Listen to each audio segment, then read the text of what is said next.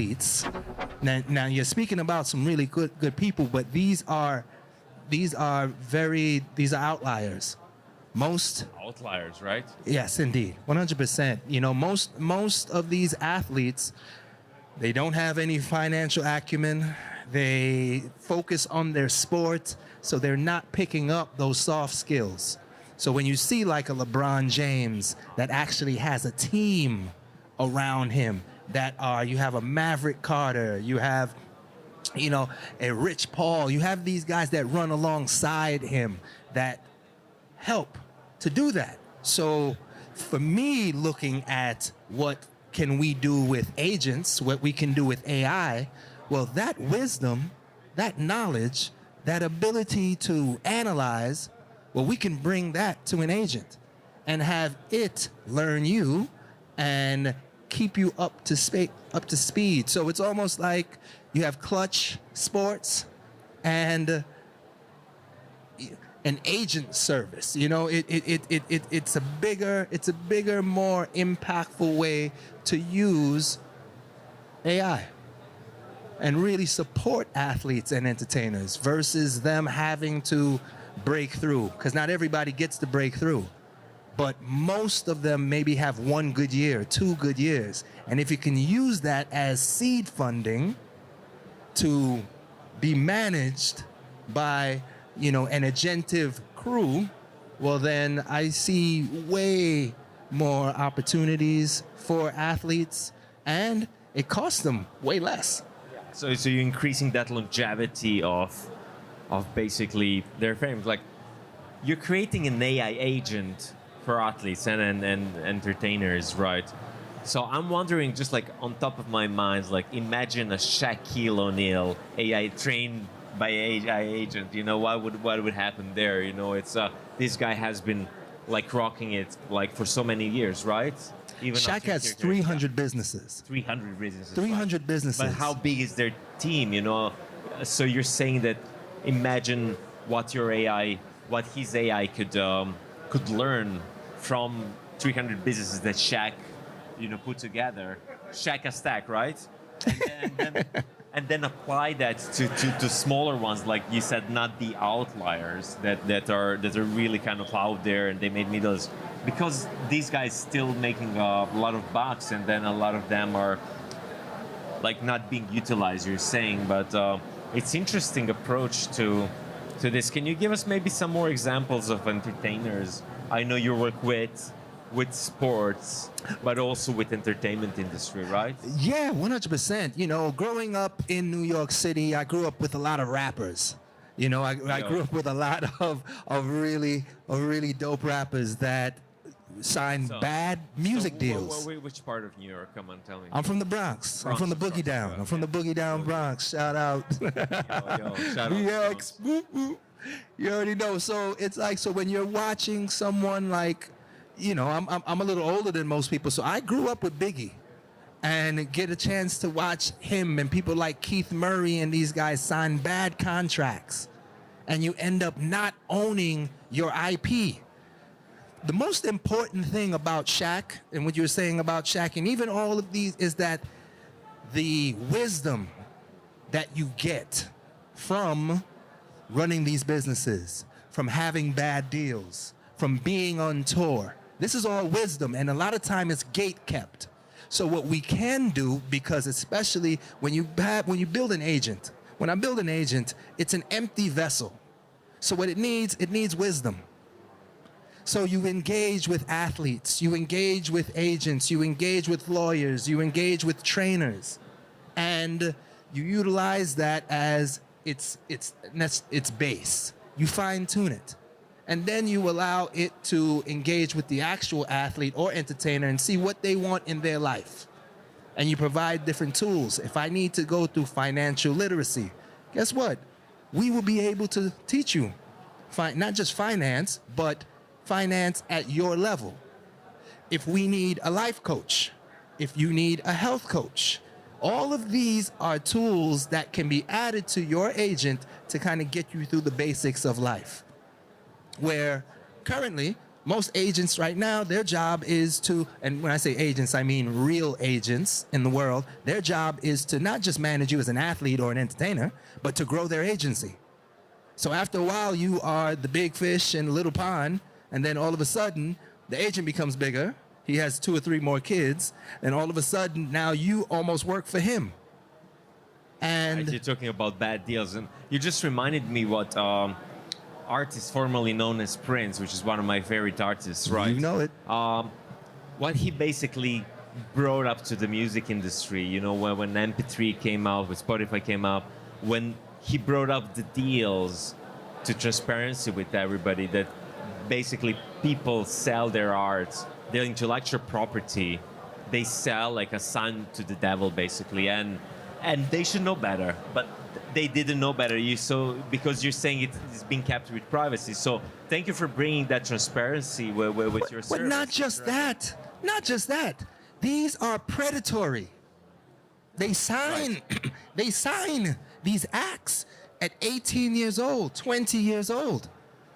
They don't know much better. They don't know nothing. Right. But what they have is their hunger, their urge to break through. A lot of them are getting life insurance put on them. So if you happen to die before you blow up, we end up making money back off of you. Look, the other day I'm sitting at home listening to a news report, and it's this 80-plus-year-old Motown singer. Oh, beautiful. Which one? Mayfield. Somebody like that. Let's just say that. But he came from the time of like the Four Tops, so he's been down with Motown for a while. A lot of royalties collected, right? To whom? That's the question, right? Right. Train. Some people have royalties, but a lot of time it's owned by the actual label. So this guy dies, and the news reporter said he stopped touring a year ago. So if you're telling me that he stopped touring at 79 years old, like, why would you want to go on tour for that long? What people don't realize, a lot of these contracts are real bad deals. And when you tour all the way into your 60s, 70s, 80s, if it's not like some Bruce Springsteen type of thing, it's to pay back the label or to pay back for the bad decisions that you've made in life. Look, the thing is much easier these days to build a company, to release music, to be independent, right? It's not very rewarding because streaming services don't pay out that many royalties.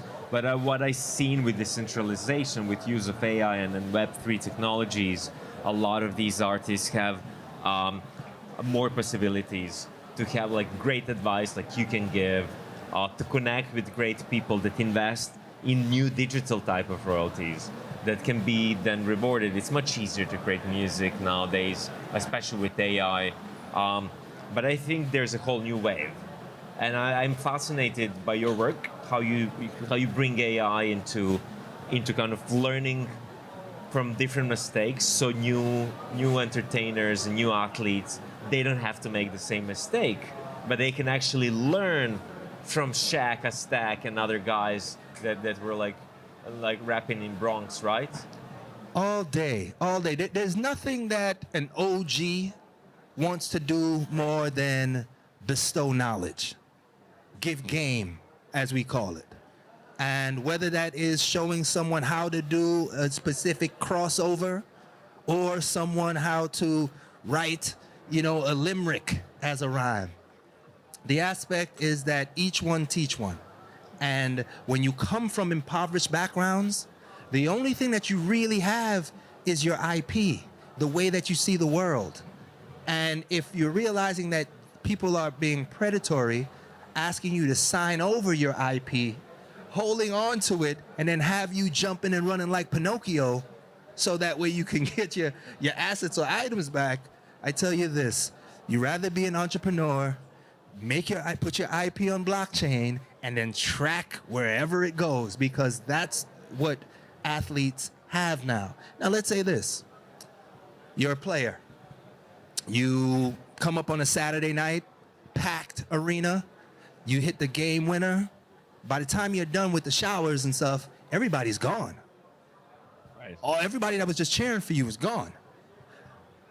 Those are the people that really are your career, right? The community. The fans that were community. around you, yeah, right. How am I engaging with them, right? Do I make one of my highlights an NFT and airdrop it to people? How do I do that?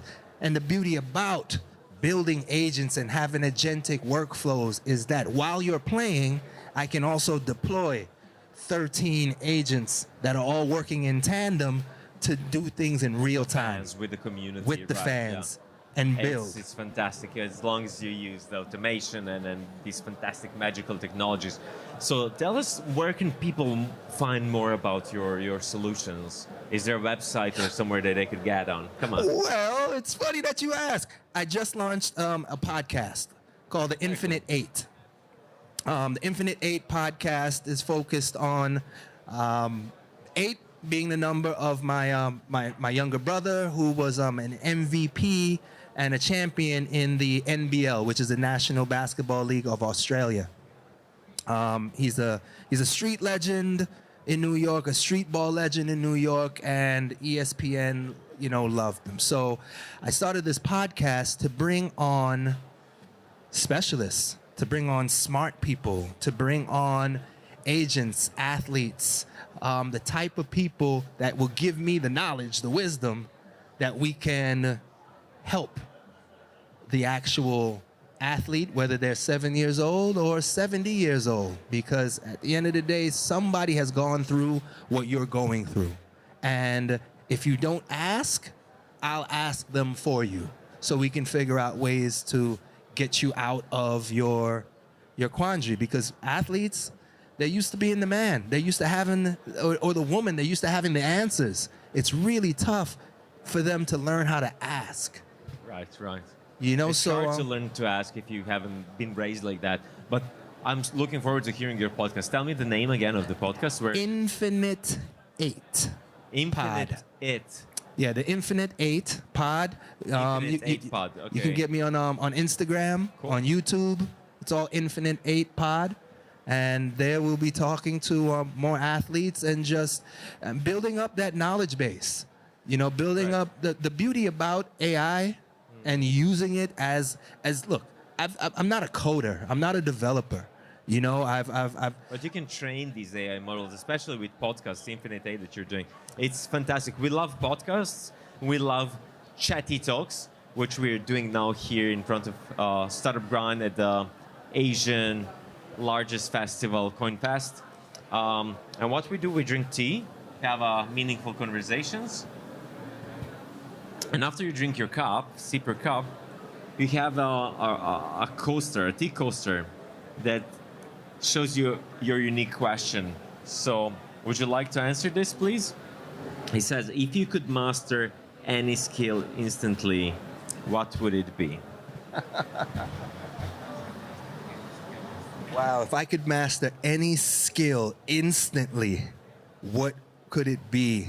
I would say this, again, based off of just my last answer before that, I would love to master Python code. Okay. I'd love to master, Rust. I'd love to master the tools so I could really, take over this space, because I feel that if you're coding is the language. Coding is the language. There's no one in your way anymore. We live in a decentralized world. If you have a GitHub account, that means you have access to some of the more powerful codes in the world.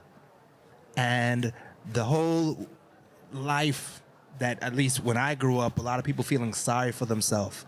Look, you can't pick your family. You can't pick up where you grew. You can't pick where you grow up. But after the fact, what you can do is use those hard times to really become the diamond that you are, right? If you really want to shine, you need pressure.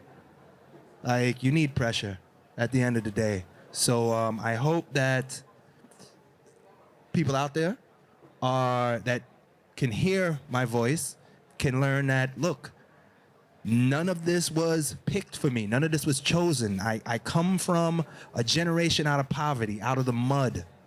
Nobody in my family understood tech or any of this stuff. So the goal was 3 things. Be happy, don't hurt anybody, and move the culture forward. We don't need any more basketball players. We don't need any more rappers. We need people who are really going to take these tools and do something with it.